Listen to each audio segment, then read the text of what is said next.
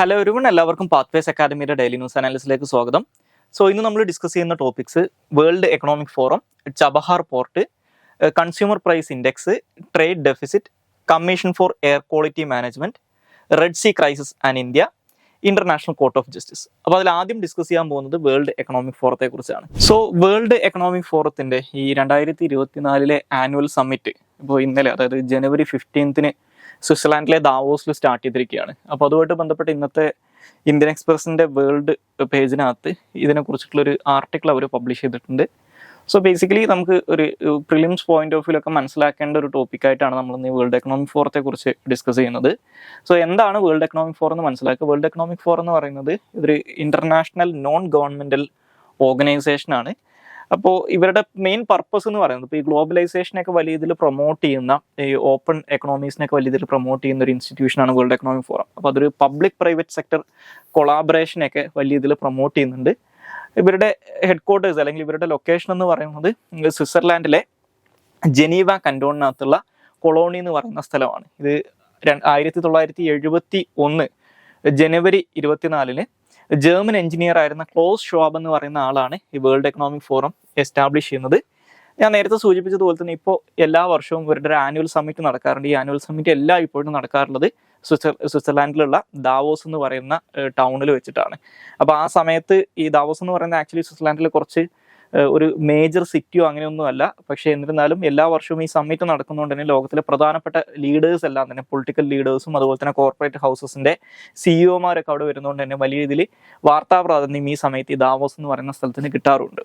Okay, അപ്പോൾ ഈ ലോകത്തിൽ മൊത്തത്തിൽ ഒരു കാര്യങ്ങളൊക്കെ ബെറ്റർ ആക്കാൻ വേണ്ടിയിട്ട് അല്ലെങ്കിൽ ഇമ്പ്രൂവ് ചെയ്യുന്നതിന് വേണ്ടിയിട്ട്, അതായത് ബിസിനസ് അതുപോലെ തന്നെ പൊളിറ്റിക്കൽ, അക്കാദമിക് ആൻഡ് അതർ ലീഡേഴ്സിനൊക്കെ ഒരുമിപ്പിച്ച് കൊണ്ടുവന്നുകൊണ്ട് ലോകത്തിനെ ബാധിക്കുന്ന പ്രശ്നങ്ങളൊക്കെ ചർച്ച ചെയ്യുക എന്നുള്ളതൊക്കെയാണ് വേൾഡ് എക്കണോമിക് ഫോറത്തിന്റെ ആനുവൽ സമ്മിറ്റിൽ അവർ യൂഷ്വലി ചെയ്യാറുള്ളത്. അപ്പോൾ ഇനി വേൾഡ് എക്കണോമിക് ഫോറത്തിന്റെ കേസിൽ മനസ്സിലാക്കേണ്ട മറ്റൊരു കേസ്, ഒരു പ്രിലിംസ് പോയിന്റ് ഓഫ് വ്യൂ മനസ്സിലാക്കേണ്ട മറ്റൊരു കേസ് എന്ന് പറയുന്നത് വേൾഡ് എക്കണോമിക് ഫോറം പബ്ലിഷ് ചെയ്യുന്ന ചില പ്രധാനപ്പെട്ട റിപ്പോർട്ടുകളുണ്ട്. ഇവർ ഒരുപാട് റിപ്പോർട്ടുകൾ പബ്ലിഷ് ചെയ്യുന്നുണ്ട്. അതിൽ ഏറ്റവും പ്രധാനപ്പെട്ടിട്ടുള്ള റിപ്പോർട്ടുകൾ എന്ന് പറയുന്നത് ഒന്ന് ഗ്ലോബൽ കോമ്പറ്റീറ്റീവ്നെസ് റിപ്പോർട്ടാണ്. അതുപോലെ തന്നെ global gender gap report, global risk report എന്നീ റിപ്പോർട്ടുകളൊക്കെ വേൾഡ് എക്കണോമിക് ഫോറം ആണ് പബ്ലിഷ് ചെയ്യുന്നത്. ഇനി അടുത്തതായിട്ട് ഡിസ്കസ് ചെയ്യാനുള്ള ടോപ്പിക് ചബഹാർ പോർട്ടാണ്. ഈ ചബഹാർ പോർട്ട് നമ്മൾ ഡിസ്കസ് ചെയ്യാനുള്ള കാരണം എന്ന് പറയുന്നത്, ഇപ്പോൾ ഇന്ത്യയുടെ എക്സ്റ്റേണൽ അഫയേഴ്സ് മിനിസ്റ്റർ ആയിട്ടുള്ള ജയശങ്കർ അദ്ദേഹം ഇറാനിൽ ഇപ്പോൾ റീസെൻ്റ്ലി ഒരു വിസിറ്റ് നടത്തിയിട്ടുണ്ടായിരുന്നു. അപ്പോൾ ആ വിസിറ്റിൻ്റെ ഇടയ്ക്ക് ചബഹാർ പോർട്ടിൻ്റെ മെയിൻ്റനൻസുമായിട്ട് ബന്ധപ്പെട്ട അല്ലെങ്കിൽ ചബഹാർ പോർട്ടുമായിട്ട് ബന്ധപ്പെട്ടുള്ള ചില കരാറുകൾ, പുതുക്കിയ ചില കരാറുകൾ ഇന്ത്യക്കും ഇറാനും ഇടയിൽ സൈൻ ചെയ്യപ്പെട്ടിട്ടുണ്ട്. അപ്പോൾ നമ്മുടെ ഇന്റർനാഷണൽ റിലേഷൻസുമായിട്ട് ബന്ധപ്പെട്ടുള്ള GS പേപ്പർ 2 ഒക്കെ ആയിട്ട് ബന്ധപ്പെട്ടുള്ള മെയിൻസിന്റെ കേസിലാണെങ്കിൽ GS പേപ്പർ 2 വരുന്നൊരു ടോപ്പിക്കാണ് ഈ ചബഹാർ പോർട്ടിന്റെ അല്ലെങ്കിൽ ഇന്ത്യ ഇറാൻ റിലേഷൻഷിപ്പിന്റെ ഒരു കോണ്ടെക്സ്റ്റിൽ കാണേണ്ട ഒരു കാര്യമാണ് ഈ ചബഹാർ പോർട്ട് എന്ന് പറയുന്നത്. ഒരു പ്രിലിംസ് പോയിന്റ് ഓഫ് വ്യൂ എന്താണ് ചബഹാർ പോർട്ട് എന്ന് ജസ്റ്റ് ഒന്ന് മനസ്സിലാക്കിയിരുന്നാൽ മതി. ഈ ചബഹാർ പോർട്ട് എന്ന് പറയുന്നത് ആദ്യം ഇതിന്റെ ലൊക്കേഷൻ നോക്കിക്കഴിഞ്ഞാൽ ഇറാന്റെ കോസ്റ്റൽ റീജിയനിൽ, അതായത് ഇറാന് ഗൾഫ് ഓഫ് ഒമാനുമായിട്ടുള്ള ഇറാന്റെ കോസ്റ്റൽ റീജിയനിൽ ലൊക്കേറ്റ് ചെയ്തിട്ടുള്ള ഒരു പോർട്ടാണ് ചബഹാർ പോർട്ട് എന്ന് പറയുന്നത്. അത് ഈ ഗൾഫ് ഓഫ് ഒമാനിൽ ലൊക്കേറ്റ് ചെയ്തിട്ടുള്ളതുകൊണ്ട് തന്നെ ഇതിന്റെ ഒരു സിഗ്നിഫിക്കൻസ് എന്ന് പറയുന്നത്, ഇറാന് വളരെ വലിയ ലെങ്തി ആയിട്ടുള്ള ഒരു കോസ്റ്റ് ലൈൻ ഉള്ള ഒരു രാജ്യമാണെങ്കിലും അവരുടെ മെജോറിറ്റി കോസ്റ്റും കിടക്കുന്നത് ഒരു പരിധി വരെയൊക്കെ ലോക്ക്ഡ് ആയിട്ട് കിടക്കുന്ന നമ്മുടെ പേർഷ്യൻ ഗൾഫ് റീജിയനിലാണ്.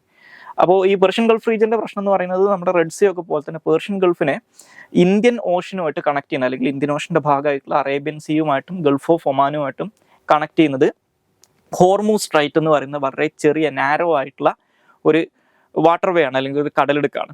അപ്പോൾ അതുകൊണ്ട് തന്നെ ഈ ഹോർമൂസ് സ്ട്രൈറ്റ് ഒക്കെ ബ്ലോക്ക് ചെയ്യപ്പെട്ട് കഴിഞ്ഞാൽ, ഏതെങ്കിലും ഒരു യുദ്ധം പോലുള്ള സാഹചര്യമൊക്കെ വന്നുകൊണ്ട് ബ്ലോക്ക് ചെയ്യപ്പെട്ട് കഴിഞ്ഞാൽ ഇറാനൊക്കെ അത് വലിയ തിരിച്ചടിയാവും. തിരിച്ച് ഇറാനും വേണമെങ്കിൽ അത് ചെയ്യാൻ പറ്റും. അപ്പോൾ ഈ ഒരു അവസ്ഥയിൽ ഇറാന്റെ കേസിൽ അവർക്ക് ഈ ഇന്ത്യൻ ഓഷനിലേക്ക് ഡയറക്റ്റ് ആയിട്ട് ആക്സസ് കിട്ടുന്ന ഒരു ഓഷ്യാനിക് പോർട്ട് എന്ന് പറയുന്നത്, ഇന്ത്യൻ ഓഷനിൽ ഡയറക്റ്റ് ആയിട്ട് സ്ഥിതി ചെയ്യുന്ന ഇറാന്റെ ഒരു പോർട്ട് എന്ന് പറയുന്നത് ഈ ചബഹാർ പോർട്ടാണ്. അപ്പോൾ ചബഹാർ പോർട്ടിനകത്ത് ബേസിക്കലി 2 പോർട്ടുകളാണ് അവിടെ ഉള്ളത്. ഒന്നൊരു ഷാഹിദ് കലന്താരി പോർട്ട് എന്ന് പറയുന്ന ഒരു പോർട്ട് ഉണ്ട്, അതുപോലെ തന്നെ ഷാഹിദ് ബെഹാഷ്ടി പോർട്ട് എന്ന് പറയുന്ന മറ്റൊരു പോർട്ടുണ്ട്. അപ്പോൾ അതിനകത്ത് ഈ 2003 ഇന്ത്യയും ഇറാനും തമ്മിൽ ചബഹാർ പോർട്ട് ഡെവലപ്പ് ചെയ്യുന്നതുമായിട്ട് ബന്ധപ്പെട്ടിട്ടുള്ള ഒരു കരാർ സൈൻ ചെയ്യുന്നത് വാജ്പേയി ഗവൺമെന്റിന്റെ സമയത്ത്. പക്ഷേ ഈ 2003 ഈ അഗ്രിമെന്റ് സൈൻ ചെയ്തെങ്കിലും പിന്നീട് ഒബാമ അഡ്മിനിസ്ട്രേഷന്റെ സമയത്ത് ഇറാന്റെ ന്യൂക്ലിയർ പ്രോഗ്രാംസുമായിട്ട് ബന്ധപ്പെട്ട് ഇറാനെതിരായിട്ട് UN-ന്റെയും അതുപോലെ തന്നെ അമേരിക്കയുടെ ഒരുപാട് എക്കണോമിക് സാങ്ഷൻസ് വന്നപ്പോൾ നമുക്ക് ഈ ഒരു പോർട്ടിന്റെ കൺസ്ട്രക്ഷനുമായിട്ട് മുന്നോട്ട് പോകാൻ പറ്റിയിട്ടുണ്ടായിരുന്നില്ല. പിന്നീട് ട്രംപ് ഒക്കെ അധികാരത്തിൽ വന്നതിന് ശേഷം ഈ നമ്മൾ നേരത്തെ ഈ ഡെയിലി ന്യൂസ് അനാലിസിനകത്ത് ഡിസ്കസ് ചെയ്തിട്ടുള്ള ഒരു കാര്യമാണ് കാറ്റ്സ എന്ന് പറയുന്നത്, അല്ലെങ്കിൽ countering American advisories through sanctions act. അപ്പോൾ അതിൽ ഈ ഇന്ത്യയുടെ ഈ ചബഹാർ പോർട്ടിന്റെ ഡെവലപ്മെന്റിന് അമേരിക്ക ഒരു എക്സെപ്ഷൻ തന്നിട്ടുണ്ട്. അപ്പോൾ അതുകൊണ്ട് തന്നെ അതിനുശേഷമാണ് ഇന്ത്യ ഈ ചബഹാർ പോർട്ടിന്റെ കൺസ്ട്രക്ഷൻ കുറച്ചും കൂടി മുന്നോട്ട് കൊണ്ടുപോകാൻ തുടങ്ങിയിട്ടുള്ളത്. അപ്പോൾ ഈ ചബഹാർ പോർട്ടിനകത്തുള്ള ഈ 2 പോർട്ടുകളിൽ ഈ ഷാഹിദ് ബെഹഷ്ടി പോർട്ട് ഡെവലപ്പ് ചെയ്യാനാണ് ഇന്ത്യയും ഇറാനും തമ്മിൽ കരാറുള്ളത്. അപ്പോൾ അത് ഇപ്പോൾ നിലവിലുണ്ടായിരുന്ന കരാർ അനുസരിച്ച് അതിന്റെ ഓപ്പറേഷൻസ്, ഈ ഒരു പോർട്ടിന്റെ ചില ബർത്തുകളുടെ ഓപ്പറേഷൻസ് ഇന്ത്യൻ കൺട്രോളിലാണുള്ളത്. അപ്പോൾ ഈ ഒരു ഇന്ത്യയുടെ ഈ ഒരു പോർട്ട് ഓപ്പറേഷൻസ് ഒരു വർഷം, എല്ലാ വർഷവും കൂടുമ്പോൾ റിന്യൂ ചെയ്യുന്ന രീതിയിലായിരുന്നു നിലവിൽ കരാറുണ്ടായിരുന്നത്. അപ്പോൾ അത് മാറ്റിയിട്ട് ഒരു 10 വർഷത്തേക്കുള്ള ലോങ് ടേം കരാറായിട്ട് 10 വർഷം കഴിയുമ്പോൾ ഓട്ടോമാറ്റിക്കലി എക്സ്റ്റെൻഡ് ചെയ്യാൻ പറ്റുന്ന രീതിയിലൊരു കരാറായിട്ടാണ് ഇപ്പോൾ ഈ ജയശങ്കറിന്റെ വിസിറ്റിന്റെ ഇടയ്ക്ക് ഈ കരാറിനകത്ത് വരുത്തിയിട്ടുള്ള മാറ്റം എന്ന് പറയുന്നത്. ഇനി ഈ ചബഹാർ പോർട്ടിന്റെ മറ്റൊരു പ്രത്യേകത എന്ന് പറയുന്നത്, എന്തുകൊണ്ടാണ് ഇറാനിൽ കിടക്കുന്ന ഈ ചബഹാർ പോർട്ട് ഇന്ത്യ ഓപ്പറേറ്റ് ചെയ്യുന്നത്, അല്ലെങ്കിൽ അതിന്റെ ഒരു സ്ട്രാറ്റജിക് സിഗ്നിഫിക്കൻസ് എന്താണെന്ന് വെച്ച് കഴിഞ്ഞാൽ, ഈ ചബഹാർ പോർട്ട് ഇനീഷ്യലി ഇന്ത്യ ഇത്തരത്തിൽ ഇറാനുമായിട്ടൊരു കരാർ സൈൻ ചെയ്ത് ഡെവലപ്പ് ചെയ്യാൻ വേണ്ടി തീരുമാനം എടുക്കാനുള്ള കാരണം എന്ന് പറയുന്നത്, ഇപ്പോൾ ഇന്ത്യ ഒരു നമ്മുടെ ഇൻഫ്ലുവൻസ് വർദ്ധിപ്പിക്കുന്നതിന്റെ ഭാഗമായിട്ട്, അതുപോലെ തന്നെ ഇന്ത്യക്ക് ഒരു ഓൾട്ടർനേറ്റീവ് എനർജി സോഴ്സ് ആയിട്ട് നമ്മൾ കാണുന്ന ഒരു പ്രദേശമാണ് സെൻട്രൽ ഏഷ്യ എന്ന് പറയുന്നത്. അപ്പോൾ നിങ്ങൾ മാപ്പ് എടുത്ത് നോക്കിക്കഴിഞ്ഞാൽ നിങ്ങൾക്ക് കാണാൻ സാധിക്കും, ഈ സെൻട്രൽ ഏഷ്യയിലേക്ക് ഇന്ത്യക്ക് ഡയറക്റ്റ്ലി ആക്സസ് ഇല്ല. ഓക്കെ, സെൻട്രൽ ഏഷ്യയിലേക്കോ അല്ലെങ്കിൽ അഫ്ഗാനിസ്ഥാനിലേക്കോ ഡയറക്റ്റ്ലി ആക്സസ് ഇല്ല. മാപ്പിനകത്ത് നോക്കിക്കഴിഞ്ഞാൽ നിങ്ങൾക്ക് ജമ്മു ആൻഡ് കാശ്മീർ ഈ അഫ്ഗാനിസ്ഥാന്റെ വക്കാൻ സ്ട്രിപ്പുമായിട്ട് അല്ലെങ്കിൽ വക്കാൻ കൊറിഡോറുമായിട്ട് ചെറിയൊരു ബോർഡർ ഷെയർ ചെയ്യുന്നത് കാണാൻ പറ്റുമെങ്കിലും പ്രാക്ടിക്കലി ഈ ഒരു പ്രദേശങ്ങൾ, ജമ്മു ആൻഡ് കാശ്മീരിന്റെ north western regions, Gilgit Baltistan എന്നൊക്കെ പറയുന്ന പ്രദേശം പാകിസ്ഥാൻ ഓക്യുപ്പൈ ചെയ്ത് വെക്കുന്നതുകൊണ്ട് തന്നെ നമുക്ക് ഡയറക്റ്റ് ആയിട്ട് അഫ്ഗാനിസ്ഥാനെ സെൻട്രൽ ഏഷ്യനെ ആക്സസ് ചെയ്യാൻ പറ്റില്ല. പാകിസ്ഥാനിലൂടെ കടന്ന് മാത്രമേ അത് ചെയ്യാൻ പറ്റുള്ളൂ. അപ്പോൾ അതുകൊണ്ട് തന്നെ പാകിസ്ഥാനെ ബൈപ്പാസ് ചെയ്തുകൊണ്ട് സെൻട്രൽ ഏഷ്യനെയും അഫ്ഗാനിസ്ഥാനെയും ആക്സസ് ചെയ്യാൻ വേണ്ടിയിട്ടുള്ള ഒരു ഓൾട്ടർനേറ്റീവ് റൂട്ടായിട്ടാണ് നമ്മൾ ചബഹാർ പോർട്ടിനെ കാണുന്നത്. അപ്പോൾ ഈ ചബഹാർ പോർട്ട് വഴി നമുക്ക് ഇറാനിലൂടെ അഫ്ഗാനിസ്ഥാനിൽ എൻ്റർ ചെയ്യാം, അഫ്ഗാനിസ്ഥാനിൽ നിന്ന് സെൻട്രൽ ഏഷ്യയിലേക്ക് നമുക്ക് ആക്സസ് കിട്ടും. അപ്പോൾ ആ ഒരു സ്ട്രാറ്റജിയുടെ ഭാഗമായിട്ടാണ് അതിൻ്റെ ഒരു ഫസ്റ്റ് സ്റ്റെപ്പ് എന്നുള്ള രീതിയിൽ, അല്ലെങ്കിൽ അതിൻ്റെ ഒരു എൻട്രി ഇന്ത്യക്ക് സെൻട്രൽ ഏഷ്യയിലേക്കുള്ള ഒരു എൻട്രി പോയിന്റ് എന്ന രീതിയിലാണ് ചബഹാർ പോർട്ടിനെ നമ്മൾ ഡെവലപ്പ് ചെയ്തിട്ടുണ്ടായിരുന്നത്. അപ്പോൾ ഈ ഒരു പ്രോസസ്സിന്റെ ഭാഗമായിട്ട് ഇന്ത്യയുടെയും റഷ്യയുടെയൊക്കെ ഇനീഷ്യേഷനിൽ നടന്നിട്ടുള്ള ഒരു കാര്യമായിരുന്നു international north south transport corridor, അല്ലെങ്കിൽ INSTC എന്ന് പറയുന്നത്.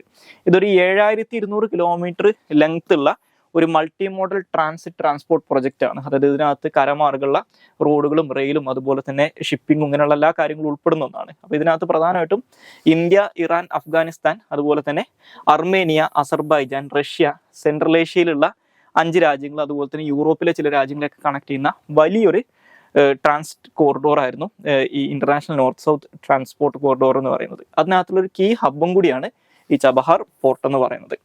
അപ്പോൾ ഈ കാര്യങ്ങൾ ജസ്റ്റ് ഇതുമായിട്ട് ബന്ധപ്പെടുത്തി ഒന്ന് മനസ്സിലാക്കാൻ ശ്രമിക്കുക. ഇനി അടുത്തതായിട്ട് ഡിസ്കസ് ചെയ്യാനുള്ള ടോപ്പിക് നമ്മൾ ഇതിന് മുമ്പ് ഡിസ്കസ് ചെയ്തിട്ടുള്ള ഒരു കാര്യം തന്നെയാണ് കൺസ്യൂമർ പ്രൈസ് ഇൻഡെക്സ് എന്ന് പറയുന്നത്. സോ ഈ കൺസ്യൂമർ പ്രൈസ് ഇൻഡെക്സ് എന്ന് പറഞ്ഞു കഴിഞ്ഞാൽ ബേസിക്കലി മനസ്സിലാക്കുക, നമ്മുടെ എക്കണോമിക്കകത്തുള്ള റീറ്റെയിൽ ഇൻഫ്ലേഷൻ മനസ്സിലാക്കുന്നതിന് വേണ്ടിയിട്ടാണ് ഈ കൺസ്യൂമർ പ്രൈസ് ഇൻഡെക്സ് കണക്കാക്കുന്നത്.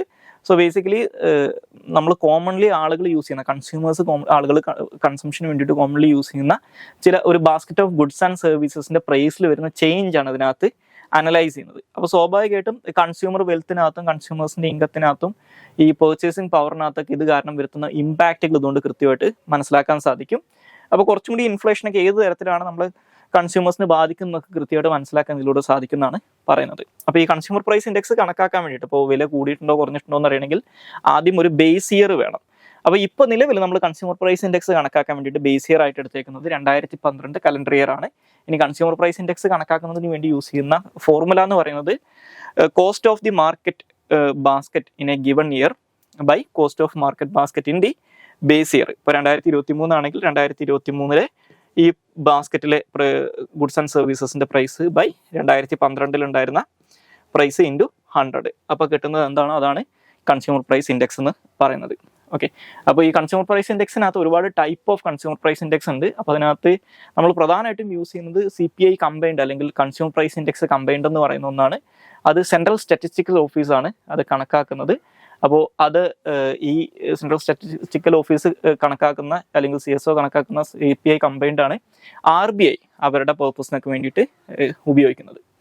ഇനി അടുത്തതായിട്ട് ഡിസ്കസ് ചെയ്യാനുള്ള ടോപ്പിക് ട്രേഡ് ഡെഫിസിറ്റ് ആണ്. ട്രേഡ് ഡെഫിസിറ്റിനുമായിട്ട് ബന്ധപ്പെട്ട് ഇന്നത്തെ ഇന്ത്യൻ എക്സ്പ്രസിന്റെ പേജ് 7 ഇന്ത്യയുടെ ട്രേഡ് ഡെഫിസിറ്റ് കഴിഞ്ഞൊരു 3 മാസത്തെ ഏറ്റവും ലോവസ്റ്റ് പോയിന്റിൽ എത്തിയിട്ടുണ്ടെന്ന് പറഞ്ഞിട്ടുള്ള ഒരു വാർത്ത പബ്ലിഷ് ചെയ്തിട്ടുണ്ട്.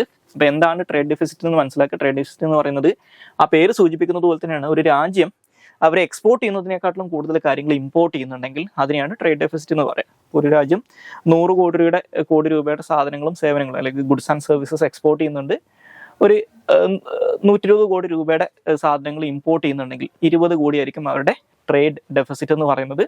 ഇത് രാജ്യങ്ങളുടെ കറണ്ട് അക്കൗണ്ട് ഡെഫിസിറ്റ് അല്ലെങ്കിൽ CAD എന്ന് പറയും, കറണ്ട് അക്കൗണ്ട് ഡെഫിസിറ്റിന്റെ ഒരു ഭാഗമാണ് ഈ ട്രേഡ് ഡെഫിസിറ്റ് എന്ന് മനസ്സിലാക്കുക. കാരണം കറണ്ട് അക്കൗണ്ട് ഡെഫിസിറ്റ് കണക്കാക്കുന്ന സമയത്ത് ഈ ട്രേഡ് ഡെഫിസിറ്റ് മാത്രമല്ല അതിൻ്റെ കൂടെ ഇൻവെസ്റ്റ്മെന്റിന്റെയും അതുപോലെ തന്നെ ഫോറിൻ റെമിറ്റൻസ് പോലുള്ള കാര്യങ്ങളൊക്കെ കണക്കാക്കുന്നതാണ് കറണ്ട് അക്കൗണ്ട് ഡെഫിസിറ്റ് എന്ന് പറയുന്നത്. കുറച്ചും കൂടി വൈഡർ ആയിട്ടുള്ള സ്കെയിലുള്ള കാൽക്കുലേഷനാണ്. ട്രേഡ് ഡെഫിസിറ്റ് എന്ന് പറഞ്ഞു കഴിഞ്ഞാൽ അവിടെ ഈ പറയുന്ന ഇമ്പോർട്ടും എക്സ്പോർട്ടും മാത്രമാണ് കണക്കാക്കുന്നതെന്ന് മനസ്സിലാക്കുക. ഇനി അടുത്തതായിട്ട് ഡിസ്കസ് ചെയ്യാനുള്ള topic commission for air quality management ആണ്. ബേസിക്കലി എൻവയോൺമെന്റുമായിട്ട് ബന്ധപ്പെട്ടിട്ടുള്ള ഒരു ടോപ്പിക്കാണ്. ഇന്ത്യൻ എക്സ്പ്രസിന്റെ എഡിറ്റോറിയൽ പേജിനകത്ത് പേജ് 8 ഈ ഡൽഹിയിലുള്ള എയർ പൊല്യൂഷനുമായിട്ട് ബന്ധപ്പെട്ടിട്ടുള്ള ഒരു എഡിറ്റോറിയൽ അവർ പബ്ലിഷ് ചെയ്തിട്ടുണ്ട്. അപ്പോൾ അതിനകത്ത് ഈ കമ്മീഷൻ ഫോർ എയർ ക്വാളിറ്റി ഇൻഡെക്സിനെ കുറിച്ച് എയർ ക്വാളിറ്റി മാനേജ്മെന്റിനെ കുറിച്ച് പറയുന്നുണ്ട്. അപ്പോൾ എന്താണ് ഒരു പ്രിലിംസ് പോയിന്റ് ഓഫ് വ്യൂ എന്താണ് ഈ commission for air quality management എന്ന് മനസ്സിലാക്കുക. അപ്പോൾ ഈ commission for air quality management എന്ന് പറയുന്നത് ഒരു സ്റ്റാറ്റ്യൂട്ടറി ബോഡിയാണ്. 2021 ഇന്ത്യൻ പാർലമെന്റ് പാസ്സാക്കിയിട്ടുള്ള commission for air quality management in national capital region and adjoining areas act എന്ന് പറയുന്ന ഒരു ആക്ട് ഉണ്ട്. ആ നിയമത്തിന്റെ അടിസ്ഥാനത്തിൽ നിലവിൽ വന്നിട്ടുള്ള ഒരു സ്റ്റാറ്റ്യൂട്ടറി ബോഡിയാണ് commission for air quality management എന്ന് പറയുന്നത്. സോ ഈ commission for air quality management നിലവിൽ വരുന്നതിന് മുമ്പ് ഈ ഡൽഹി NCR അതിന്റെ അഡ്ജോയിനിങ് ഏരിയയിലുള്ള എയർ ക്വാളിറ്റി ഒക്കെ മാനേജ് ചെയ്യുകയും മോണിറ്റർ ചെയ്യുകയും ചെയ്തുകൊണ്ടിരുന്നത് മൾട്ടിപ്പിൾ ബോഡീസ് ആയിരുന്നു. ഇപ്പോൾ സെൻട്രൽ പൊല്യൂഷൻ കൺട്രോൾ ബോർഡ് അതുപോലെ തന്നെ സ്റ്റേറ്റ് പൊല്യൂഷൻ കൺട്രോൾ ബോർഡ്സ് ഒക്കെയാണ് ഇത് നോക്കിയിരുന്നത്. പക്ഷേ ഇത് എസ്റ്റാബ്ലിഷ് ചെയ്യപ്പെട്ടതോട് കൂടിയിട്ട് തന്നെ ഈ കാര്യങ്ങളെല്ലാം കൂടി കൺസോളിഡേറ്റ് ചെയ്ത് ഈ ഒരു ഒറ്റ ഏജൻസി മാത്രം ചെയ്യുന്ന ഒരു അവസ്ഥയിലേക്ക് വന്നിട്ടുണ്ട്. ഇനി ഈ പറയുന്ന ഈ കമ്മീഷൻ ഫോർ എയർ ക്വാളിറ്റി മാനേജ്മെന്റിന്റെ അവരെടുക്കുന്ന തീരുമാനങ്ങൾക്കെതിരായിട്ടുള്ള ഒരു അപ്പലറ്റ് അതോറിറ്റി ആയിട്ട് വർക്ക് ചെയ്യുന്നത് നാഷണൽ ഗ്രീൻ ട്രിബ്യൂണലാണെന്നും മനസ്സിലാക്കുക. ഇനി അടുത്തതായിട്ട് ഡിസ്കസ് ചെയ്യാനുള്ള ടോപ്പിക്ക് ഈ റെഡ് സീയിൽ ഹൂത്തീസ് ഷിപ്പിങ്ങിന് അഗൈൻസ്റ്റ് ആയിട്ട് നടത്തുന്ന ആക്രമണങ്ങളും ആ ആക്രമണങ്ങൾ ഇന്ത്യനെ എങ്ങനെ ബാധിക്കുന്നു എന്നുള്ളതുമാണ് ഡിസ്കസ് ചെയ്യുന്നത്. ഇപ്പോൾ നമുക്കറിയാം ഇത് നമ്മൾ ഒന്നിൽ കൂടുതൽ പ്രാവശ്യം ഡിസ്കസ് ചെയ്തിട്ടുള്ള ഒരു ടോപ്പിക്കാണ്.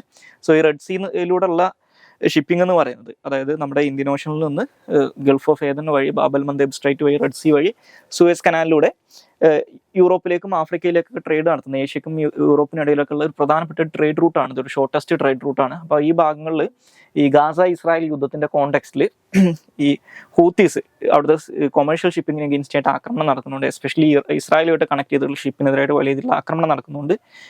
ഈ ഷിപ്പുകളെല്ലാം തന്നെ ഈ റെഡ് സീ റൂട്ട് ഉപയോഗിക്കുന്നതിന് പകരം കുറച്ചും കൂടി ലോങ്ങർ ആയിട്ടുള്ള കേപ്പ് ഓഫ് ഗുഡ് ഹോപ്പ് വഴിയുള്ള അതായത് ആഫ്രിക്കൻ മുൻപ് ചുറ്റിയിട്ടുള്ള റൂട്ട് എടുക്കുന്നതുകൊണ്ട് സപ്ലൈ ചെയിനകത്തൊക്കെ വലിയ രീതിയിലുള്ള ഡിസപ്ഷൻ വരികയും ഷിപ്പിംഗ് കോസ്റ്റ് ഒക്കെ കൂടുകയും ചെയ്തിട്ടുണ്ട്. അപ്പോൾ ആ ഒരു കോണ്ടെക്സ്റ്റിൽ ഇത് എങ്ങനെയാണ് ഇന്ത്യനെ ബാധിക്കുന്നത് എന്നുള്ളതാണ് നമ്മൾ നോക്കാൻ പോകുന്നത്. അപ്പോൾ ഇതുമായിട്ട് ബന്ധപ്പെട്ട് ഇന്ത്യൻ എക്സ്പ്രസിന്റെ പേജ് 8 അവരൊരു ആർട്ടിക്കിൾ പബ്ലിഷ് ചെയ്തിട്ടുണ്ട്. അപ്പോൾ ഇത് ഇന്ത്യനെ ഏത് തരത്തിൽ ബാധിക്കുന്നു എന്ന് വെച്ച് കഴിഞ്ഞാൽ ഒന്ന് നമ്മുടെ ഇന്ത്യയുടെ മാരിടൈം ട്രേഡ് റൂട്ട്സിനകത്ത് ഇത് ഡിസ്റപ്ഷൻ ഉണ്ടാക്കുമെന്ന് പറയുന്നത്. ഞാൻ നേരത്തെ സൂചിപ്പിച്ച പോലെ ഏഷ്യക്കും യൂറോപ്പിനും ഇടയിലുള്ള ഏറ്റവും ക്വിക്കസ്റ്റ് ആയിട്ടുള്ള ഒരു മാരിടൈം ട്രേഡ് റൂട്ടാണിത്. അപ്പോൾ ഇതിനകത്ത് ഡിസ്റപ്ഷൻ വരുമ്പോൾ സ്വാഭാവികമായിട്ടും ഈ മാരിടൈം ട്രേഡ് റൂട്ടിനെ ഇത് നെഗറ്റീവ്ലി ബാധിക്കുന്നു മനസ്സിലാക്കുക. ഷിപ്പിംഗ് പാറ്റേണിനകത്ത് ചേഞ്ച് വരും. ഇപ്പോൾ ഈ റെഡ് സീ വഴി കടന്നു പോകുന്ന ഷിപ്പുകളൊക്കെ ഞാൻ നേരത്തെ സൂചിപ്പിച്ചതുപോലെ ആഫ്രിക്കൻ മുൻപ് അല്ലെങ്കിൽ കേപ്പ് ഓഫ് ഗുഡ് ഹോപ്പ് ചുറ്റിക്കൊണ്ട് കുറച്ചും കൂടി ലോങ്ങർ ആയിട്ടുള്ള റൂട്ട് എടുക്കേണ്ടി വരും. അപ്പോൾ അത് സ്വാഭാവികമായിട്ടും ഈ സാധനങ്ങളൊക്കെ കൃത്യസമയത്ത് ഡെസ്റ്റിനേഷനിൽ എത്തുന്നതിനെ അത് ബാധിക്കും. കുറച്ചും കൂടി ലോങ്ങർ ടൈം എടുക്കും. അതുപോലെ തന്നെ ഈ ഷിപ്പിങ്ങിന്റെ കോസ്റ്റ് കൂടുന്ന ഒരവസ്ഥ വരും. സോ അതാണ് അടുത്തത് റൈസിങ് കോസ്റ്റ്. അതായത് ഈ ഷിപ്പിങ്ങിന്റെ കോസ്റ്റ് വലിയ രീതിയിൽ കൂടും. കൂടാനുള്ള രണ്ട് കാരണങ്ങൾ, ഒന്ന് ഈ പറയുന്ന റൂട്ട് വലുതാകുന്ന സമയത്ത് അതിൽ റൂട്ട് ലെങ്തിയർ ആവുന്ന സമയത്ത് സ്വാഭാവികമായിട്ടും ഈ ട്രാൻസ്പോർട്ടേഷൻ കോസ്റ്റ് കൂടും. ഇപ്പോൾ സാധനങ്ങളുടെ വില കൂടും. അതല്ലെങ്കിൽ ഇപ്പോൾ ഈ റെഡ് സീ വഴി ഇപ്പോൾ ഈ ഒരു റിസ്ക് ഉള്ള എടുത്ത സമയത്ത് റെഡ് സീ വഴി വീണ്ടും നമ്മൾ ഷിപ്പിംഗ് നടത്തുന്ന സമയത്ത് അങ്ങനെ നടത്തി കഴിഞ്ഞാലും ഈ കോസ്റ്റ് കൂടും. കാരണം ഈ ഷിപ്പുകൾക്കെതിരായിട്ട് ഏത് സമയവും ആക്രമണം നടത്താമെന്നുള്ളൊരു ഡേഞ്ചർ ഉള്ളതുകൊണ്ട് തന്നെ ഈ മാരിടൈം ഷിപ്പിങ്ങിന് അല്ലെങ്കിൽ മാരിടൈം ട്രേഡിന് ഇൻഷുറൻസ് ഒക്കെ പ്രൊവൈഡ് ചെയ്യുന്ന കമ്പനികൾ ഉണ്ടാവും. അപ്പോൾ റിസ്ക് കൂടുതലായതുകൊണ്ട് തന്നെ ഇൻഷുറൻസ് എമൗണ്ട് ഒക്കെ കൂടും. അതും ഷിപ്പിംഗ് കോസ്റ്റ് കൂട്ടും. അത് അൾട്ടിമേറ്റ്ലി ഈ പറയുന്ന സാധനങ്ങളുടെയൊക്കെ വില വർധനവിന് കാരണമാവും. പിന്നെ ഷിപ്പിങ്ങിനകത്ത് ഡിലേസ് വരും. അതായത് സപ്ലൈ ചെയിനകത്ത് ഡിസ്റപ്ഷൻ വരും. അതുപോലെ തന്നെ ഇൻവെന്ററി മാനേജ്മെന്റിനകത്ത് ഇഷ്യൂ വരും. അതുപോലെ തന്നെ സെക്ടറിലായിട്ടുള്ള കമ്മോഡിറ്റീസ്, അതായത് കെമിക്കൽസ്, പ്ലാസ്റ്റിക്, പെട്രോ കെമിക്കൽസ് ഇങ്ങനെയുള്ളതിൻ്റെയൊക്കെ വളരെ ലിമിറ്റഡ് പ്രോഫിറ്റ് മാർജിൻസ് ഉള്ള ഇങ്ങനെയുള്ള കാര്യങ്ങളിലൊക്കെ വളരെ കൃത്യമായിട്ടുള്ള അല്ലെങ്കിൽ അവരെ കുറച്ചും കൂടി നെഗറ്റീവ്ലി ഇത് അഫക്റ്റ് ചെയ്യാനുള്ള സാധ്യത, അതായത് ഈ പെർട്ടിക്കുലർ സെക്ടേഴ്സിന് ഇത് കുറച്ചും കൂടി നെഗറ്റീവ്ലി അഫക്റ്റ് ചെയ്യുന്നത് മനസ്സിലാക്കുക. ഇനി ഈ ഒരു ക്രൈസിസിനെ മറികടക്കാൻ വേണ്ടിയിട്ട് ഇന്ത്യ എടുത്തിട്ടുള്ള നടപടികൾ എന്തൊക്കെയാണെന്ന് വെച്ച് കഴിഞ്ഞാൽ, ഒന്ന് ഡിപ്ലോമാറ്റിക് ആയിട്ടുള്ള റെപ്രസെന്റേഷൻ ആണ്. ഇപ്പോൾ ഈ ഇന്ത്യൻ ഫോറിൻ മിനിസ്റ്റർ ആയിട്ടുള്ള ജയശങ്കർ ഇപ്പോൾ ഇറാൻ സന്ദർശിക്കാനുള്ള വൺ ഓഫ് ദി റീസൺ എന്ന് പറയുന്നത് ഈ ഹൂത്തി മിലിറ്റൻസിന്റെ ഏറ്റവും പ്രധാനപ്പെട്ട ഒരു ബാക്കറായിട്ട് ആൾക്കാർ കണക്കാക്കുന്നത് ഇറാനെയാണ്. അപ്പോൾ അതിലൂടെ നമുക്ക് ഇന്ത്യയുടെ താല്പര്യങ്ങൾ, അതായത് ഇറാനുമായിട്ട് ഈ കാര്യങ്ങളൊക്കെ ചർച്ച ചെയ്ത് കഴിഞ്ഞാൽ ഇന്ത്യയുടെ താല്പര്യങ്ങൾ കുറച്ചും കൂടി ബെറ്റർ ആയിട്ട് സംരക്ഷിക്കാൻ പറ്റും എന്ന് പറയാം. പിന്നെ അതുപോലെ തന്നെ ഈ ഇന്ത്യയുടെ അല്ലെങ്കിൽ ഇന്ത്യയിലേക്ക് വരുന്ന ഷിപ്പുകൾക്ക് എഗൻസ്റ്റ് ആയിട്ട് ഹൂത്തികൾ ഇത്തരത്തിൽ നടത്തുന്ന ആക്രമണങ്ങളെ അവോയ്ഡ് ചെയ്യുന്നതിന് വേണ്ടിയിട്ട് അല്ലെങ്കിൽ ഈ ഷിപ്പുകളെ പ്രൊട്ടക്ട് ചെയ്യുന്നതിന് വേണ്ടിയിട്ട് ഇന്ത്യയുടെ നേവൽ പ്രസൻസ് ഈ മേഖലകളിൽ നമ്മളിപ്പോൾ വർദ്ധിപ്പിച്ചിട്ടുണ്ട്. അതുപോലെ തന്നെ യുണൈറ്റഡ് നേഷൻസ് പോലുള്ള ഇന്റർനാഷണൽ ഓർഗനൈസേഷൻസുമായിട്ട് ചേർന്നിട്ടുള്ള കോപ്പറേഷനും നമ്മൾ ഈ ഒരു ഏരിയയിൽ ഇപ്പോൾ വർദ്ധിപ്പിച്ചിട്ടുണ്ട്. അപ്പോൾ ഈ കാര്യങ്ങളൊക്കെ ചെയ്തുകൊണ്ടാണ് ഇന്ത്യ ഇതിനിപ്പോൾ മാനേജ് ചെയ്യാൻ വേണ്ടിയിട്ട് ശ്രമിക്കുന്നത്. ഇനി അവസാനമായിട്ട് ഡിസ്കസ് ചെയ്യാനുള്ള topic international Court of justice ആണ്. ഇപ്പോൾ ഇന്റർനാഷണൽ കോർട്ട് ഓഫ് ജസ്റ്റിസിനെ കുറിച്ച് ഡിസ്കസ് ചെയ്യാനുള്ള കാരണം എന്ന് പറയുന്നത്, ഇപ്പോൾ ഇസ്രായേൽ ഗാസയിൽ നടത്തിക്കൊണ്ടിരിക്കുന്ന ആക്രമണങ്ങൾ ഇസ്രായേൽ ബേസിക്കലി ഗാസയിൽ നടത്തുന്നത് ഒരു ജനസൈഡ് ആണെന്നും പറഞ്ഞുകൊണ്ട് സൗത്ത് ആഫ്രിക്കയും അതുപോലെ തന്നെ മറ്റു ചില രാജ്യങ്ങളൊക്കെ ഇപ്പോൾ ഇന്റർനാഷണൽ കോർട്ട് ഓഫ് ജസ്റ്റിസിൽ ഇസ്രായേലിന് അഗെയിൻസ്റ്റ് ആയിട്ട് ഒരു ജനസൈഡ് കേസ് ഫയൽ ചെയ്തിട്ടുണ്ട്. അപ്പോൾ ആ കേസിന്റെ വാദം ഇപ്പോൾ നടന്നുകൊണ്ടിരിക്കുകയാണ്. അപ്പോൾ ആ ഒരു കോണ്ടെക്സ്റ്റാണ് നമ്മൾ ഇന്റർനാഷണൽ കോർട്ട് ഓഫ് ജസ്റ്റിസിനെ കുറിച്ച് ഡിസ്കസ് ചെയ്യുന്നത്. അപ്പോൾ ഇന്റർനാഷണൽ കോർട്ട് ഓഫ് ജസ്റ്റിസ് എന്ന് പറയുന്നത് നമ്മുടെ യുണൈറ്റഡ് നേഷൻസിന്റെ ഒരു ജുഡീഷ്യൽ ആം ആണെന്ന് മനസ്സിലാക്കുക. ഈ യുണൈറ്റഡ് നേഷൻസിന്റെ പ്രൈമറി ഓർഗനൈസേഷൻസിനകത്ത് അല്ലെങ്കിൽ അവരുടെ ബേസിക് ആയിട്ടുള്ള ഓർഗനൈസേഷൻസിൽ ഒന്നാണ് ഈ ICJ എന്ന് പറയുന്നത്. അതുപോലെ തന്നെ ഈ UN-ന്റെ ഈ പ്രധാനപ്പെട്ട ഓർഗനൈസേഷൻസിനകത്ത് ന്യൂയോർക്കിന്റെ പുറത്ത് ലൊക്കേറ്റ് ചെയ്തിട്ടുള്ള ഒരേ ഒരു ഓർഗനൈസേഷനും ഈ ICJ ആണ്. അവരുടെ ഈ ICJയുടെ ഹെഡ് ക്വാർട്ടേഴ്സ് എന്ന് പറയുന്നത് നെതർലാൻഡ്സിലെ ഹേഗിലുള്ള പീസ് പാലസ് ആണ് ഇവരുടെ ഹെഡ് ക്വാർട്ടേഴ്സ് ആയിട്ട് പറയുന്നത്. 1945 UN ചാർട്ടർ അനുസരിച്ചാണ് ഇത് എസ്റ്റാബ്ലിഷ് ചെയ്യപ്പെട്ടിട്ടുള്ളത്. അപ്പോൾ ഇത് നേരത്തെ, അതായത് UN നിലവിൽ വരുന്നതും UN-ന്റെ ഒരു പ്രീഡെസസർ ആയിട്ട് കണക്കാക്കുന്ന ലീഗ് ഓഫ് നേഷൻസിൽ ഉണ്ടായിരുന്ന ഒരു permanent court of international justice എന്ന് പറയുന്ന ഒരു കോടതി ഉണ്ടായിരുന്നു. അതിനെ റീപ്ലേസ് ചെയ്ത് വന്നിട്ടുള്ള ഒരു കാര്യം കൂടിയാണ് ഈ ഇന്റർനാഷണൽ കോർട്ട് ഓഫ് ജസ്റ്റിസ് എന്ന് മനസ്സിലാക്കുക. ഇനി ഇന്റർനാഷണൽ കോർട്ട് ഓഫ് ജസ്റ്റിസിന്റെ കോമ്പോസിഷൻ നോക്കിക്കഴിഞ്ഞാൽ അതിനകത്ത് 15 ജഡ്ജിമാരാണ് നോർമലി ഉണ്ടാവുക. അപ്പോൾ ഈ 15 ജഡ്ജിമാരെ ഒരു 9 വർഷ കാലഘട്ടത്തിലേക്കാണ് ഈ ജഡ്ജിമാരെ അപ്പോയിന്റ് ചെയ്യുന്നത്. അപ്പോൾ ഈ ജഡ്ജിമാരെ അപ്പോയിന്റ് ചെയ്യുന്നത് UN ജനറൽ അസംബ്ലിയും അതുപോലെ തന്നെ UN സെക്യൂരിറ്റി കൗൺസിലും കൂടി ചേർന്നിട്ടാണ് ഇവരെ ഇലക്ട് ചെയ്യുന്നത്. ഇനി ഇത് കൂടാതെ സ്പെഷ്യലൈസ്ഡ് നോളജ് ആവശ്യമായിട്ടുള്ള കേസുകൾ വരികയാണെങ്കിൽ ആ കേസുകൾ പരിഗണിക്കാൻ വേണ്ടിയിട്ട് അഡ്ഹോക്ക് നേച്ചറിൽ, അതായത് ആ കേസ് പരിഗണിക്കുന്നതിന് വേണ്ടി മാത്രമായിട്ട് ഇങ്ങനെ പെർമനന്റ് ജഡ്ജിമാരല്ലാത്ത അഡീഷണൽ ജഡ്ജിമാരെയും എടുക്കാറുണ്ട്. ഇനി ഇന്റർനാഷണൽ കോർട്ട് ഓഫ് ജസ്റ്റിസിന്റെ ജൂറിസ്ഡിക്ഷൻ നോക്കിക്കഴിഞ്ഞാൽ ഇവർക്ക് 2 തരത്തിലുള്ള ജൂറിസ്ഡിക്ഷൻ ആണുള്ളത്. ഒന്ന് ഒരു കണ്ടൻഷ്യസ് ആൻഡ് ഒന്നാമത്തത് കണ്ടൻഷ്യസ് ജൂറിസ്ഡിക്ഷനും മറ്റൊന്ന് അഡ്വൈസറി ജൂറിസ്ഡിക്ഷനുമാണ്. കണ്ടൻഷ്യസ് ജൂറിസ്ഡിക്ഷൻ എന്ന് പറഞ്ഞു കഴിഞ്ഞാൽ ഏതെങ്കിലും സ്റ്റേറ്റുകൾ ഇത്തരത്തിൽ വളണ്ടറിലി ഒരു ഡിസ്പ്യൂട്ടുമായിട്ട് കോടതിയുടെ മുന്നിൽ എത്തിക്കഴിഞ്ഞാൽ അതിനെയാണ് കണ്ടൻഷ്യസ് ജൂറിസ്ഡിക്ഷൻ എന്ന് പറയാം. സോ അപ്പോൾ ആ ജൂറിസ്ഡിക്ഷന്റെ കാര്യത്തിൽ അതിൽ അങ്ങനെയുള്ള കേസുകളിൽ കോടതി എടുക്കുന്ന തീരുമാനം ബൈൻഡിങ് ആയിരിക്കും. അഡ്വൈസറി ജൂറിസ്ഡിക്ഷനകത്ത് നോൺ ബൈൻഡിങ് ആയിട്ടുള്ള ഒപ്പീനിയൻസിൽ ഈ പറയുന്ന ഇന്റർനാഷണൽ ലോ ഒക്കെ ആയിട്ട് ബന്ധപ്പെട്ടിട്ടുള്ള കേസുകളിൽ നോൺ ബൈൻഡിങ് ആയിട്ടുള്ള ഒപ്പീനിയൻസ് കൊടുക്കാൻ മാത്രമേ, അഡ്വൈസ് കൊടുക്കാൻ മാത്രമേ ഈ കോടതിക്ക് പറ്റുള്ളൂ. ഇനി ഇന്റർനാഷണൽ കോർട്ട് ഓഫ് ജസ്റ്റിസ് നേരിടുന്ന പ്രധാനപ്പെട്ട ക്രിറ്റിസിസംസ് നോക്കിക്കഴിഞ്ഞാൽ, ഒന്ന്, ഇന്റർനാഷണൽ കോർട്ട് ഓഫ് ജസ്റ്റിസിനകത്ത് നേരത്തെ പറഞ്ഞ പോലെ 15 ജഡ്ജിമാരുണ്ട്. ഈ ജഡ്ജിമാരെല്ലാം തന്നെ UN-ന്റെ ഭാഗമായിട്ടുള്ള ഏതെങ്കിലും രാജ്യങ്ങളിൽ നിന്ന് വരുന്നവരാണ്. അപ്പോൾ ഈ ശരിക്കും ഇന്റർനാഷണൽ കോർട്ട് ഓഫ് ജസ്റ്റിസിന്റെ ഫൗണ്ടിങ് ഡോക്യുമെന്റിനകത്ത് പറയുന്നത് ഈ ജഡ്ജിമാർ ഒരിക്കലും ആ രാജ്യങ്ങളെയല്ല റെപ്രസെന്റ് ചെയ്യുന്നത്, അവർ ഇമ്പാർഷ്യൽ ആയിട്ട് ഇരിക്കണം എന്നാണ് പറയാം. പക്ഷെ പലപ്പോഴും ഇന്റർനാഷണൽ കോർട്ട് ഓഫ് ജസ്റ്റിസ് പല കേസുകൾ എടുത്തിട്ടുള്ള തീരുമാനങ്ങൾ പരിശോധിച്ച് കഴിഞ്ഞാൽ പലപ്പോഴും ജഡ്ജിമാർ അവർ ഏത് രാജ്യത്തു നിന്ന് വരുന്നവരാണോ ആ രാജ്യത്തിന്റെ ഫോറിൻ പോളിസി ആയിട്ട് അലൈൻ ചെയ്യുന്ന രീതിയിലുള്ള ഡിസിഷൻസ് എടുക്കുന്നത് നമുക്ക് കാണാൻ പറ്റും. അപ്പോൾ അതുകൊണ്ട് തന്നെ ഇന്റർനാഷണൽ കോർട്ട് ഓഫ് ജസ്റ്റിസിലെ ജഡ്ജിമാർ ഇമ്പാർഷ്യൽ ആണ് എന്ന് നമുക്ക് പറയാൻ പറ്റില്ല. അപ്പോൾ ഇതൊരു പ്രശ്നമാണ്. അപ്പോൾ ജഡ്ജിമാർ ഇമ്പാർഷ്യൽ അല്ല എന്ന് പറഞ്ഞു കഴിഞ്ഞാൽ അതിന്റെ അർത്ഥം ഈ കോടതിയും ഒരു ഇമ്പാർഷ്യൽ ആയിട്ടുള്ള ന്യൂട്രൽ ആയിട്ടുള്ള ഒരു ഏജൻസി ആണെന്ന് നമുക്ക് പറയാൻ പറ്റില്ല. ഇനി മറ്റൊന്ന്, എൻഫോഴ്സ്മെന്റ് മെക്കാനിസം ഇല്ല എന്നുള്ളതാണ്. അതായത് ഇന്റർനാഷണൽ കോർട്ട് ഓഫ് ജസ്റ്റിസ് എടുക്കുന്ന തീരുമാനങ്ങൾ അത് നടപ്പിലാക്കാൻ വേണ്ടിയിട്ടുള്ള അധികാരം അവർക്കില്ല. അതായത് അതിനുള്ള മിലിറ്ററി ഫോഴ്സോ കാര്യങ്ങളൊന്നും UN-നില്ല. ഇവർക്ക് മാക്സിമം ചെയ്യാൻ പറ്റിയ ഇന്റർനാഷണൽ കോർട്ട് ഓഫ് ജസ്റ്റിസ് എടുത്തിട്ടുള്ള തീരുമാനങ്ങൾ നടപ്പിലാക്കാൻ UN സെക്യൂരിറ്റി കൗൺസിലിന് അധികാരമുണ്ട്. സെക്യൂരിറ്റി കൗൺസിലിന് വേണമെങ്കിൽ എന്ത് ചെയ്യാം, മിലിറ്ററി ഫോഴ്സിനെ യൂസ് ചെയ്തിട്ടും ഇത് നടപ്പിലാക്കാൻ പറ്റും. പക്ഷെ അതിന്റെ പ്രശ്നം എന്ന് പറയുന്നത്, ഇപ്പോൾ UN സെക്യൂരിറ്റി കൗൺസിലിൽ പെർമനന്റ് മെമ്പർ ആയിട്ടുള്ള ഒരു മെമ്പർക്ക് അഗേൻസ്റ്റ് ആയിട്ട് ഇത്തരത്തിൽ ICJ ഒരു തീരുമാനം എടുത്തു കഴിഞ്ഞാൽ അതെങ്ങനെ ഇംപ്ലിമെന്റ് ചെയ്യും? കാരണം അവർക്ക് ഈ UN സെക്യൂരിറ്റി കൗൺസിൽ അതുമായിട്ട് ബന്ധപ്പെട്ടുള്ള റെസൊല്യൂഷൻ വന്നു കഴിഞ്ഞാൽ അവർക്ക് അത് വീറ്റോ ചെയ്യാൻ പറ്റും.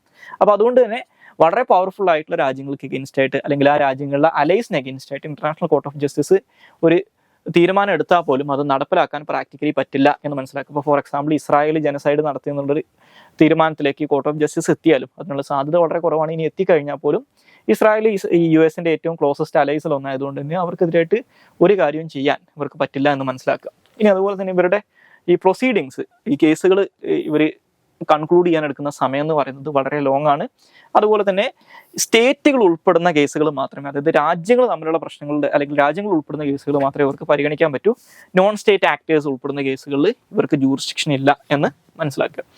ഇനി ഇന്റർനാഷണൽ കോർട്ട് ഓഫ് ജസ്റ്റിസുമായിട്ട് ബന്ധപ്പെട്ട് ഇന്ത്യ ഇൻവോൾവ് ചെയ്തിട്ടുള്ള കുറേ കേസുകളുണ്ട്. അതിൽ ഏറ്റവും പ്രധാനപ്പെട്ട ഈ റീസെന്റ് ഏറ്റവും അവസാനം വന്നിട്ടുള്ള കേസായിരുന്നു കുൽഭൂഷൺ ജാദവിന്റെ കേസ് എന്ന് പറയുന്നത്. അതായത് കുൽഭൂഷൺ ജാദവ് എന്ന് പറയുന്നത് ഇന്ത്യൻ നേവിയിൽ നിന്ന് റിട്ടയർ ചെയ്തിട്ടുള്ള ഒരു ഓഫീസറാണ്. അപ്പോൾ ഇന്ത്യയുടെ റിസർച്ച് ആൻഡ് അനാലിസിസ് വിങ്ങിന് വേണ്ടിയിട്ട് പാകിസ്ഥാന്റെ ബലൂചിസ്ഥാൻ ഏരിയാസിൽ ഈ സ്പൈയിങ് ആക്ടിവിറ്റീസ് നടത്തി എന്ന് പറഞ്ഞിട്ടാണ് പാകിസ്ഥാനികളെ അറസ്റ്റ് ചെയ്യുന്നത്.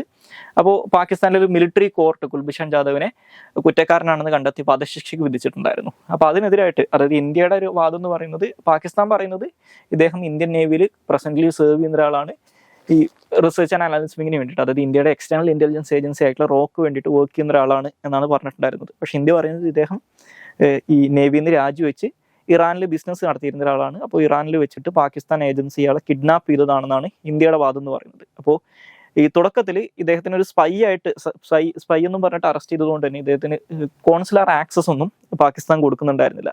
അപ്പോൾ ഈ കോൺസുലർ ആക്സസ് കിട്ടുന്നതിന് വേണ്ടിയിട്ട് അത് വിയന്ന കൺവെൻഷന്റെ വയലേഷൻ ആണെന്നും പറഞ്ഞുകൊണ്ട് ഇന്ത്യ ICJനെ സമീപിച്ചിട്ടുണ്ടായിരുന്നു. അപ്പോൾ അതിന്റെ അടിസ്ഥാനത്തിൽ ICJ 2019 ഈ കോൺസുലർ ആക്സസ് കൊടുക്കണമെന്ന് പറയുകയും അതുപോലെ തന്നെ 2019 കുൽഭൂഷൺ ജാദവിന്റെ വധശിക്ഷ പുനഃപരിശോധിക്കണം, അല്ലെങ്കിൽ അതൊന്ന് റിവ്യൂ ചെയ്യണം എന്നുള്ള രീതിയിലുള്ളൊരു റൂളിംഗ് 2019 കൊടുത്തിട്ടുണ്ടായിരുന്നു.